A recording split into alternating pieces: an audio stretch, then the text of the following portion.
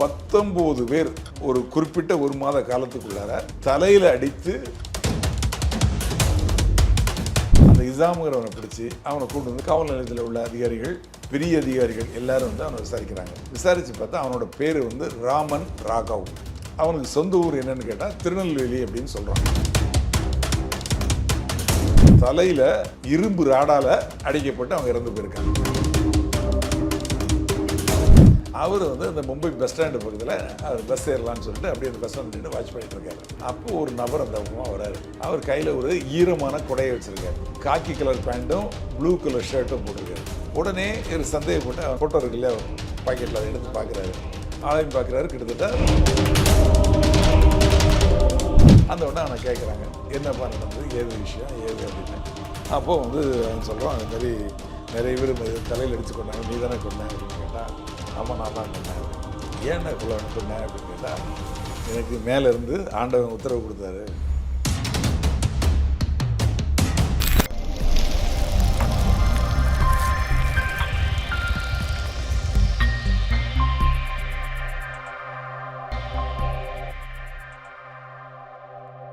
Voice of law நேயர்களுக்கு வணக்கம். இன்றைய நேர்காணலில் நம்முடன் இருந்திருக்கும் ரிட்டையர்ட் ஏசிபி ராஜாராம் அவர்கள் இருக்கிறார். வணக்கம். வணக்கம் சார். 1960களில் மும்பையில் நடந்த சீரியல் கொலை அப்படின்னு சொல்கிற அந்த கொலையை பற்றி கொஞ்சம் சொல்கிறீங்களா சார்? அதாவது மும்பை இந்திய நாட்டின் வர்த்தக நகரம், வர்த்தகத்தின் தலைநகரம். டெல்லி வந்து நமக்கு தலைநகரமாக இருந்தாலும் வர்த்தகத்தை பொறுத்தவரை பிஸ்னஸ் சென்டர் அப்படின்னு பார்த்தோம்னா, பிஸ்னஸ் நகரம் அப்படின்னா மும்பை தான். ஏன்னா அங்கே வந்து போர்ட் இருக்குது. அங்கே வந்து எல்லா வணிகமும் அங்கே தான், அங்கேருந்து தான் இந்தியாவில் எல்லா மற்ற இடத்துக்கும் நடக்குது. அது ட்ரேட் சென்டரே அங்கே தான் இருக்குது. அந்த அளவுக்கு அந்த நகரம் வந்து பெரிய வளர்ச்சியை கண்டுகிட்டு இருக்கு.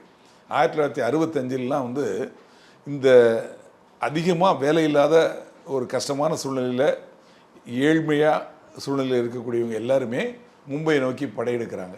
ஏன்னா நிச்சயமாக வேலை கிடைக்கும், வாழ்க்கையில் முன்னுக்கு வர முடியும் அப்படிங்கிற நோக்கத்தில் மும்பையை நோக்கி எல்லாரும் போகிறாங்க. படையெடுக்கிறனால மும்பையில் ஜனத்தொகை கூடிடுது. ஜனத்தொகை கூடினதுக்கப்புறம் அது வந்து சின்ன ஏரியாங்கிறது வந்து ரொம்ப சின்ன ஏரியா, ஒரு தீவு மாதிரி தான் கிட்டத்தட்ட. ஜனத்தொகை ஜாஸ்தியாக மக்களுக்கு தங்குறதுக்கு இடம் இல்லை. அப்போ என்ன பண்ணுறாங்க, அங்கங்கே குடிசை போட்டு குடிசையில் தங்க ஆரம்பிக்கிறாங்க. ஸ்லம்ஸ் நிறைய உருவாகுது. அப்புறம் கொஞ்ச நாளில் என்ன ஆகுதுன்னா, அந்த ஸ்லம்மெல்லாம் வந்து எடுத்துகிட்டு அதில் வீடு கட்டி கொடுக்கணும் அப்படின்னு வந்து அரசாங்கம் என்ன பண்ணுறது, அந்த ஸ்லம்மெல்லாம் காலி பண்ணுறாங்க. காலி பண்ணப்போ அந்த ஸ்லம்மில் உள்ளவங்கள்லாம் வந்து தங்குறதுக்கு இடம் இல்லை. அவங்க என்ன பண்ணுறாங்க, ரயில்வே ஸ்டேஷன் அதை ஒட்டி இருக்கக்கூடிய பகுதிகள், ஏற்கனவே ஸ்லம் இருந்த பகுதியில் குடிசை போட்டு வசித்த பகுதிக்கு பக்கத்தில் உள்ள பகுதிகளில் பிளாட்ஃபார்மை வசிக்க ஆரம்பிச்சிடுறாங்க. 1965 பிளாட்ஃபார்ம் வாசிகள் அதிக அளவில் மும்பையில் இருக்காங்க. அந்த சமயத்தில் இந்த பிளாட்ஃபார்மில் தூங்கிக்கிட்டு இருக்கவங்கள இரவு நேரத்தில், நள்ளிரவுக்கு மேலே எல்லாரும் ஆழ்ந்த தூக்கத்தில் இருக்கையில் தனியாக படுத்துருக்கவங்கள வரிசையாக ஒரு 10 பேர் படுத்துருந்தாங்க. ஒரு அங்கே கொஞ்சம் தூரம் தள்ளி இன்னொரு 2 பேர், இல்லை அங்கே ஒருத்தர் தனியாக, அங்கே ஒரு தனியாக படுத்துருக்கக்கூடியவங்க 19 பேர் ஒரு குறிப்பிட்ட ஒரு மாத காலத்துக்குள்ளார தலையில் அடித்து காயப்படுத்தப்படுறாங்க தூங்கிக்கிட்டு இருக்கையில். அந்த 19 பேரில் இது நடந்தது 1965. அந்த 19 பேரில் 9 பேர் அந்த ஸ்பாட்லேயே இறந்துடுறாங்க. தலையில் இரும்பு ராடால் அடிக்கப்பட்டு அவங்க இறந்து போயிருக்காங்க. மீதி 10 பேர் ஹாஸ்பிட்டலுக்கு கொண்டு போகப்பட்டு ஹாஸ்பிட்டலில் ட்ரீட்மெண்ட் பண்ணி தப்பி உயிர் பிழைச்சிட்டாங்க. அந்த உயிர் பிழைச்சவங்கக்கிட்ட யார் அவங்கள அடித்தாங்கன்னு கேட்டால் அவங்களால சொல்ல தெரியல. ஒருத்தரா 2 பேரா அவங்களுக்கு தெரியல. ஏன்னா அவங்க தூங்கிட்டு இருக்காங்க. அந்த சமயத்தில் தூங்கிட்டு இருந்ததுனால அவங்களுக்கு யார் அடித்தாங்கன்னு தெரியல. இப்போ இவங்க தாக்கப்பட்டவங்களுக்கு அருகில் வேறு யாராவது படுத்திருந்தாங்கன்னா அவங்க கூட முழிச்சு பார்த்துருக்கலாம். இந்த அடிக்கிறப்போ அந்த சத்தத்தில் இவர் எந்திரிச்சு கத்துனதில் அந்த சவுண்டில் பக்கத்தில் இருக்கிறவங்க எழுந்திரிச்சு பார்த்துருக்கிறதுக்கு வாய்ப்பு உண்டு. அதுவும் இல்லை. ஏன்னா தனியாக இருக்கிறவங்கள பார்த்தா, தனியாக படுத்திருக்காங்க பிளாட்ஃபார்மில், அவங்கள பார்த்தா தலையில் அடிக்கப்பட்டிருக்கு. ஆனால் அடித்தது எல்லாமே இரும்பால் அடிக்கப்பட்டிருக்கு. இரும்பு ரடால் அடித்து அவங்க கொலை செய்யப்பட்டிருக்காங்க. 10 பேர் பிழைச்சிட்டாங்க. ஆனால் அவங்களால இதை கண்டுபிடிக்க முடியல, யார் அடித்தாங்கன்னு சொல்ல இயலவில்லை. காவல்துறைக்கு இது பெரிய சவாலாக போச்சு. காவல்துறை வந்து எப்படியாவது கண்டுபிடிக்கணும்னு சொல்லி என்னெல்லாமோ பார்க்குறாங்க. பழைய ரெக்கார்ட்ஸு, அதுக்கு முன்னாடி 50 வருஷத்துக்கு முன்னாடி இருக்க ரெக்கார்டு, 10 வருஷத்துக்கு முன்னாடி ரெக்கார்டு, 5 வருஷத்துக்கு முன்னாடி இருக்க ரெக்கார்டு, எல்லா ஆவணங்களையும் பார்க்குறாங்க. எல்லா காவல் நிலையத்தில் இருக்க ஆவணங்களையும் பார்க்குறாங்க. எங்கேயுமே எந்த விதமான ரெக்கார்டும் இல்லை, எந்த விதமான தகவலும் இல்லை. அப்போ என்ன பண்ணுறாங்க, அடுத்தது வந்து இனிமேல் நடக்காமல் இருக்கணும் அப்படின்னா இரவு ரோந்து ஜாஸ்தி பண்ணுறாங்க. நைட் பீட் அதிக அளவில் காவலர்கள் இரவு முழுக்கும் சுற்றுறாங்க. அது குறிப்பாக எங்கன்னா ஸ்லம் பகுதியில், அதாவது இந்த மாதிரி பிளாட்ஃபார்மில் படுத்திருக்காங்க இல்லையா, எந்தெந்த பகுதியில் படுத்திருக்காங்களோ அந்த இடத்துல காவலர்கள் வந்து அதிக அளவில் சுற்றிட்டே இருக்கிறாங்க. விடிய விடிய சுற்றுறாங்க. அப்படி சுற்றுறப்போ சந்தேகத்தின் பேரில் ஒருத்தனை பிடிக்கிறாங்க. பிடிச்சி அவனை விசாரிக்கிறாங்க. அவன் பேர் என்னன்னு கேட்டால், என் பேர் இசாம் அப்படின்னு சொல்கிறான். அந்த இசாமுங்கிறவனை பிடிச்சி அவனை கொண்டு வந்து காவல் நிலையத்தை கொண்டு வந்து காவல் நிலையத்தில் உள்ள அதிகாரிகள், பெரிய அதிகாரிகள் எல்லாரும் வந்து அவனை விசாரிக்கிறாங்க. விசாரித்து பார்த்தா அவனோட பேர் வந்து ராமன் ராகவ். அவனுக்கு சொந்த ஊர் என்னன்னு கேட்டால் திருநெல்வேலி அப்படின்னு சொல்கிறான். ஓ, நம்ம தமிழ்நாடு தான். தமிழ்நாட்டில் இருந்து அங்கே வேலை தேடி வந்திருக்கிறேன் அப்படின்னு சொல்கிறான். இந்த கொலைகளுக்கும் இந்த அட்டெம்ப்ட் மர்டர் அண்ட் மர்டர் 9 பேர் இறந்து போனது, 10 பேர் அட்டெம்ப்ட் மர்டர், இந்த வழக்கில் இவன் தான் சம்மந்தப்பட்டிருக்காங்கன்னு சொல்லி காவல்துறைக்கு 100% சந்தேகம். அவனை துருவி துருவி விசாரிக்கிறாங்க. ஆனால் எந்த விஷயமும் அவங்கள்ட்ட வந்து வாங்க முடியல. ஏன்னா அவங்க ஒன்று அவன் வாக்குமூலம் கொடுக்கணும். அந்த வாக்குமூலத்தின் பேர் இதில் சம்மந்தப்பட்ட பயன்படுத்தப்பட்ட கருவிகளை, இதில் என்னென்னா இந்த 19 பேருமே தலையில் இரும்பு கம்பியால் தான் அடிக்கப்பட்டிருக்காங்க. இவங்க வந்து வேறு ஆயுதத்தை எடுத்துகிட்டு போய் கத்தியை எடுத்துகிட்டு போயோ அதை மாதிரி கொலை பண்ணது கிடையாது. கொலை செஞ்சப்பட்டவங்க, இறந்து போனவங்க, தப்பி பிழைச்சவங்ககிட்ட இருந்து எந்த பொருளையும் திருடலை. நகை, பணம், அது மாதிரி எந்த பொருளும் திருடப்படலை. ஆக நகைக்காகவோ பணத்துக்காகவோ இல்லை மோட்டிவில் முன்விரோதம் காரணமும் அந்த கொலையில் செய்யப்படலை. மாட்டியிருக்கவங்கிட்ட இதை பற்றி கேட்டால் அவன் வந்து ஒன்றுமே அவன் சொல்ல மாட்டேங்கிறான். ஆனால் இவன் தான் பண்ணியிருக்கணும், ஏன்னா நள்ளிரவில் சுற்றுறானே, அது எப்படி இந்த குடிசை, அதாவது நடைபாதையில் தூங்குறாங்களே பிளாட்ஃபார்மில், அந்த பகுதியில் தூங்குறான்னு சொல்லி அதை பற்றி விசாரிக்கிறாங்க. இவனையும் அந்த குற்றத்தையும், அந்த கொலை குற்றத்தையும் இல்லை அந்த கொலை முயற்சி குற்றத்தையும் இவனையும் லிங்க் பண்ணதுக்கு எந்த எவிடன்ஸும் காவல்துறை கிடைக்கல. அப்படி லிங்க் பண்ணக்கூடிய எவிடன்ஸ் இருந்தால் தான் இவனை அரெஸ்ட் காட்ட முடியும். அந்த வழக்கில் அரெஸ்ட் பண்ணி நீதிமன்றத்துக்கு ஆஜர்படுத்தி அவன் மேலே சார்ஜ் ஷீட் போட முடியும், அவனை ஜெயிலில் அடைக்க முடியும். அதுக்கு உள்ள எவிடன்ஸ் எதுவும் கிடைக்காதனால காவல்துறை என்ன பண்ணுறாங்க, இது மாதிரி இவனை இந்த ஊரை விட்டு வெளியே அனுப்பிச்சிடணும் அப்படின்னு சொல்லிட்டு இவனை மும்பையிலேருந்து வேறு வண்டியில் ஏற்றி கொண்டு போய் ரொம்ப லாங்கில் கொண்டு போய் இவனை இறக்கி விட்டுறாங்க. இறக்கி விட்டு நீ மும்பை பக்கத்தில் வரக்கூடாது, வந்தனா இருக்குன்னு சொல்லி மிரட்டிட்டு போயிடுறாங்க. அதுக்கப்புறமா 2-3 ஆண்டுகளாக எந்த பிரச்சனையும் இல்லை. மும்பை அதோட வேலைகள் மற்ற ஒர்க்கெல்லாம் நடந்துகிட்டு இருக்கு. மற்ற மாதிரி கேசஸ் அதெல்லாம் வருது. பட் இந்த டைப் ஆஃப் அஃபென்ஸ் எதுவுமே நடக்கலை. இந்த மாதிரி ஒரு கம்பியால் அடித்து தலையில் அடித்து இந்த ஸ்லம்மில் பிளாட்ஃபார்மில் படுத்திருக்கவங்க இறந்து போகக்கூடிய வழக்குகள் எதுவுமே இல்லை. ஆனால் 1968 மையப்பகுதியில் மீண்டும் இதே மாதிரி டைப் ஆஃப் மர்டர்ஸ் நடக்க ஆரம்பிக்குது. விசாரித்து பார்க்குறாங்க, என்ன ஏது எப்படி எங்கே எப்படின்னு விசாரிக்கிறாங்க. எந்த குழுவும் கிடைக்கல. இப்போது வந்து அந்த சமயத்தில் புதுசாக ஒருத்தர் ரமாகாந்த் குல்கானி, விஜயகாந்த் ரஜினிகாந்த் மாதிரி ரமாகாந்த் குல்கர்னின்னு ஒரு ஐபிஎஸ் ஆஃபீஸர், இள வயது, அவர் வந்து அங்கே சார்ஜ் எடுக்கிறார் டிசியா. அவர் வந்து இந்த கேஸை எப்படியா கண்டுபிடிக்கணும், இது ஒரு சேலஞ்சாக எடுத்துக்கிட்டு அவர் என்ன பண்ணுறாரு, பழைய ரெக்கார்டுகள் எல்லாத்தையும் தோண்டி துருவி எல்லாம் பார்க்குறாரு. அப்போ பார்த்தா 2-3 ஆண்டுகளுக்கு முன்னாடி இது மாதிரி தலையில் கம்பியால் அடித்து 19 பேர் காயப்பட்டிருக்காங்க, 9 பேர் இறந்து போயிருக்காங்க அப்படின்னு தெரிய வருது. அப்போ அதில் யார் அரெஸ்ட் பண்ணாங்க என்னன்னு பார்த்தாச்சுன்னா, சந்தேக நபர்னு இவனை பிடிச்சிருக்காங்க அப்படின்னு சொல்லி இவனை பிடிச்சது. இவன் பேர் இவன் சொன்னது என்னென்னா இசாம்னு மேலே சொன்னான் பேர். அப்புறம் வந்து என்ன சொன்னான்னா ராமன் ராகவ்னு சொன்னான். அப்புறம் அந்த ஃபோட்டோ இது மட்டும் அவர் கிடைக்குது. உடனே என்ன பண்ணுறாரு, அவர் வந்து ஸ்பெஷல் டீம் போடுறாரு. ஸ்பெஷல் டீம் போட்டு இந்த மாதிரி அக்யூஸ்டை எப்படியாவது இவனை பிடிச்சாகணும் அப்படின்னு சொல்லி தேட ஆரம்பிக்கிறாங்க. இவர் இந்த முயற்சிகள்லாம் எடுக்கிறதுக்கு முன்னாடி ஏற்கனவே 19 பேர் அடிக்க காயப்பட்டாங்க, 9 பேர் இறந்தாங்க. இப்போ வந்து இறந்து போன ஒரு எண்ணிக்கை 40 கிட்ட வந்துடுச்சு. அந்த அளவுக்கு வரிசையாக நடக்குது கொலைகள் சென்னையில். இதே மாதிரி தலையில் அடித்து கொலை தான் நடந்துக்கிட்டே இருக்குது. அப்புறம் இவர் இந்த எஃபர்ட்ஸ் எடுத்து இதை கண்டுபிடிச்சி இவனோட ஃபோட்டோவை வச்சு இவனை எப்படியாவது செக்யூர் பண்ணணும் அப்படின்னு சொல்லி தேடுறாங்க. அந்த ஸ்பெஷல் டீம் எல்லாருக்குமே அந்த ஃபோட்டோவை கையில் கொடுக்குறாங்க. எல்லோரும் மஃப்டியில் ரயில்வே ஸ்டேஷன் பஸ் ஸ்டாண்டு இப்படி சுற்றிட்டு இருக்காங்க. சுற்றிட்டு இருக்கையில் அலெக்ஸ் அப்படிங்கிற ஒரு எஸ்ஐ, டைரக்ட் எஸ்ஐ, சின்ன வயசு பையன். அவர் வந்து அந்த மும்பை பஸ் ஸ்டாண்டு பக்கத்தில் அவர் பஸ் ஏறலான்னு சொல்லிட்டு அப்படியே அந்த பஸ் ஸ்டாண்ட் நின்று வாட்ச் பண்ணிட்டு இருக்காரு. அப்போது ஒரு நபர் அந்த பக்கமாக வராரு. அவர் கையில் ஒரு ஈரமான கொடையை வச்சுருக்காரு. காக்கி கலர் பேண்ட்டும் ப்ளூ கலர் ஷர்ட்டும் போட்டிருக்காரு. உடனே ஒரு சந்தேகப்பட்டு அவனை கை ஃபோட்டோ இருக்கு இல்லையா பாக்கெட்டில், அதை எடுத்து பார்க்குறாரு. ஆளையும் பார்க்குறாரு, கிட்டத்தட்ட ரிசம்பிளன்ஸ் இருக்குது. உடனே அவருக்கு சந்தேகம் ஜாஸ்தி ஆயிடுச்சு. சந்தேகம் என்னன்னா அவனை போய் செக்யூர் பண்ணிடுறாரு. செக்யூர் பண்ணி அவனை ஸ்டேஷனுக்கு கூப்பிட்டு போகிறாரு. கூப்பிட்டு போய் அவனை விசாரிக்கிறாங்க. அவனை சர்ச் பண்ணுறாங்க. ஃபஸ்ட்டு சர்ச் பண்ணால் கொடை ஈரமாக இருக்குது. கொடை ஈரமாக இருக்குன்னா கேட்குறாரு, எப்படி கொடை ஈரமாக இருக்குன்னு. மழை பெஞ்சது ஈரமாச்சு அப்படிங்கிறார். இதில் என்னென்னா அந்த மும்பையில் 2 நாளாக மழையே பெய்யலை. ஆனால் இவன் மழை பெஞ்சுது அப்படின்னு சொல்லி ஈரமான கொடையை வச்சுருக்கான்.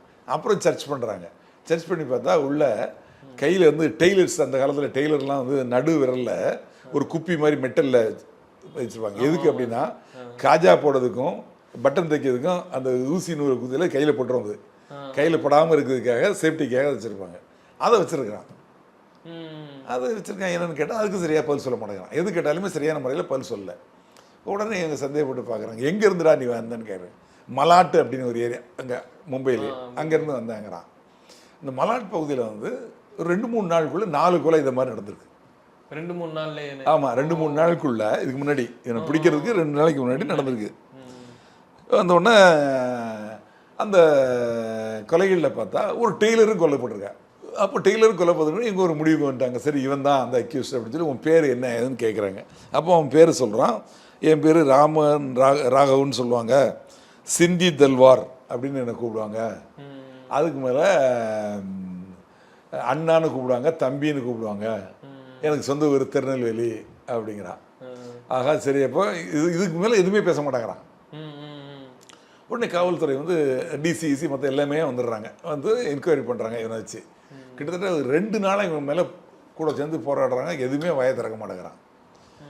இதான் சாப்பிடணும்னு கேட்டால் அதுக்கும் பதில் சொல்ல மாட்டேங்கிறான். 2 நாள் கழிச்சப்பறம் அவனுக்கு பசிக்க ஆரம்பிச்சு. ஏன்னா பொண்ணுமே சாப்பிடல.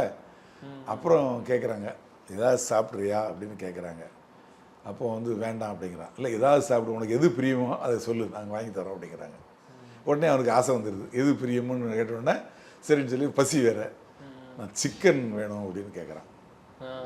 உடனே என்ன பண்ணுறாங்க, சிக்கன் வாங்கி கொடுக்குறாங்க. அவன் ஆசைப்படக்கூடிய அளவுக்கு வாங்கி சிக்கனாக குதிக்கிறாங்க. அவ்வளோ சாப்பிட்றான்.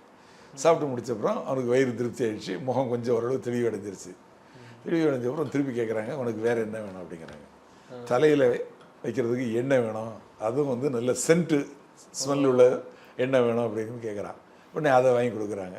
அதை வாங்கி கொடுத்தப்பறம் தலை சீவுறதுக்கு கண்ணாடி வேணும் அப்படிங்க, அதையும் கொடுக்குறாங்க. அப்புறம் உடம்புல அடிக்கிறதுக்கு சென்ட்டு வேணும் அப்படிங்கிறாங்க, அதையும் வாங்கி கொடுக்குறாங்க. அப்புறம் கண்ணாடி, இது முகம் பார்க்குற கண்ணாடி முதல்ல கேட்டான். இப்போ வந்து கண்ணுங்க போட கண்ணாடி கேட்டான், கூலிங் கிளாஸ், அதுவும் வாங்கி கொடுத்தாங்க.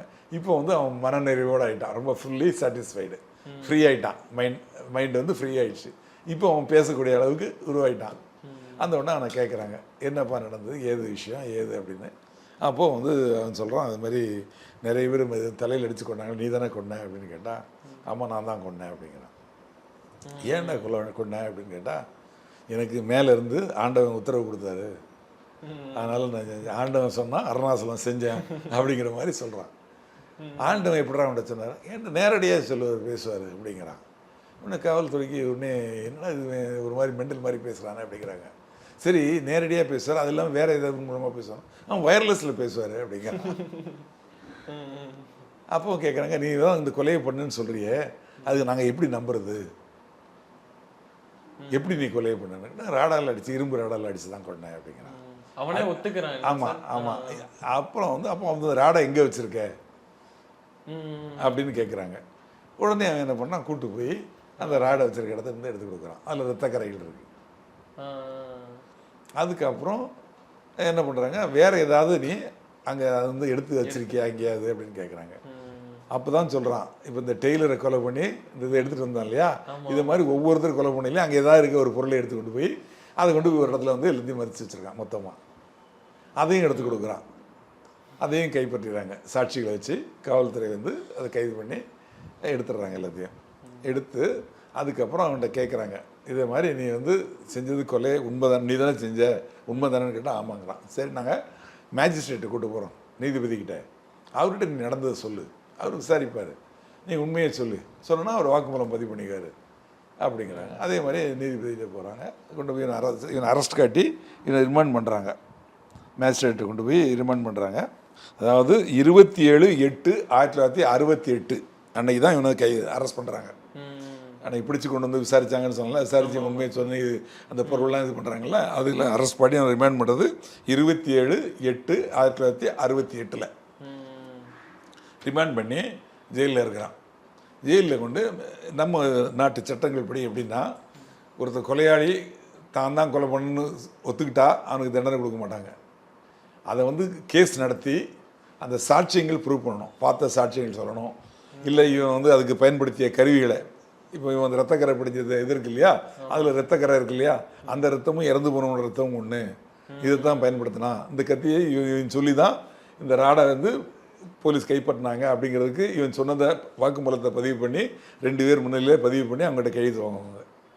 அந்த பொருள் அங்கேருந்து கைப்பற்றல 2 பேர் முன்னிலே மகிழ்ச்சி எழுதி கைப்பற்றுவாங்க. அந்த சாட்சிகள்லாம் சொல்லணும். அப்புறம் அந்த போஸ்ட்மார்ட்டம் பண்ணாங்களே இறந்து போனவன், அந்த டாக்டருக்கு கொடுத்து சரிட்டு இந்த ராடால் தான் அடித்தா, ராடால் அடித்து தான் சேர்த்துருக்கான் அவன். அப்போ இந்த ராடா காட்டி அவர்கிட்ட ஒப்பீனியன் கேட்பாங்க, இந்த ராடால் அடித்தா அவர் இறந்து போவாரா? இறந்து போவார். அப்போ இந்த ரத்தக்கரை படிஞ்ச ராடை கெமிக்கல் அனாலிசிஸ்க்கு அனுப்பிச்சு அதுவும் இதுவும் ஒன்று தானே, இந்த மாதிரிலாம் எவிடன்ஸு. அதனால் அப்போ கேஸ் நடக்குது, கேஸ் நடத்தி தான் தண்டனை கொடுக்க முடியும். அதில் செஷன்ஸ் கோர்ட்டில் கேஸ் நடந்து இவனுக்கு மரண தண்டனை கொடுக்குறாங்க, தூக்கு தண்டனை. தூக்கு தண்டனை இவனுக்கு விதிக்கிறாங்க. என்னைக்கு அப்படின்னா, இவனுக்கு 1968 அரெஸ்ட் ஆகி இவன் கேஸ் நடந்து இவனுக்கு தூக்கு தண்டனை கொடுத்துட்றாங்க.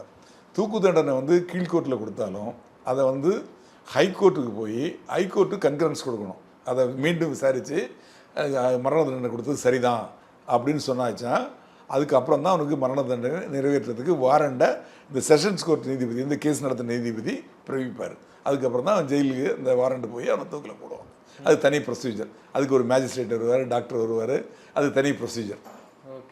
இப்போ ஹைகோர்ட்டுக்கு போகல, ஹைகோர்ட் ஜட்ஜி இந்த வழக்கு அப்பீலுக்கு கன்ஃபர்மேஷனுக்கு போகல, ஹைகோர்ட் ஜட்ஜிக்கிட்ட ஒரு சந்தேகம் வருது, இவன் இந்த மாதிரி பேசியிருக்கான், இது மாதிரி வாக்குமூலம் கொடுத்துருக்கான், மேலேருந்து எனக்கு உத்தரவு வந்தது, ஆண்டவன் என்கிட்ட பேசினார், மைக்கில் பேசினான்னு சொல்கிறானோடனே இவன் ஒரு நல்ல மனநல டீம், மருத்துவ டீம், மனநலம் மருத்துவ டீமை வச்சு கம்ப்ளீட்டாக இவனை செக் பண்ணி ரிப்போர்ட் கொடுங்கன்னு சொல்லி கேட்குறாரு.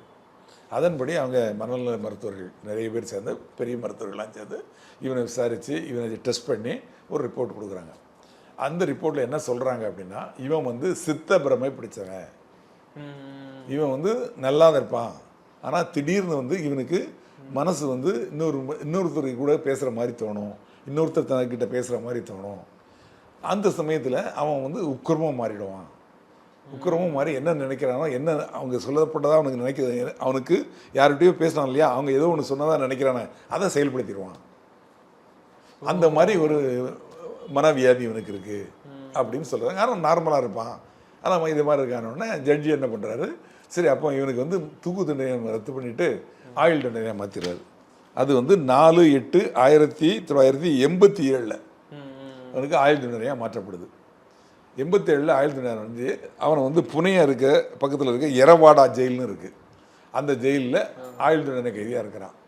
ஜட்ஜி என்ன ஆர்டர் போடுறாரு, இவனுக்கு மனநல ட்ரீட்மெண்ட் கொடுக்கணும், ஆயுள் தண்டனை கைதியாக உள்ளே இருந்தால் கூட தொடர்ந்து கொடுக்கணும் அப்படிங்கிறாங்க.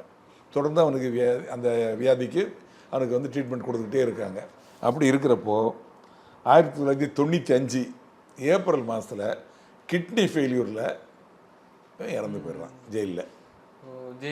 ஜெயிலில் இறந்து போயிடுறான்.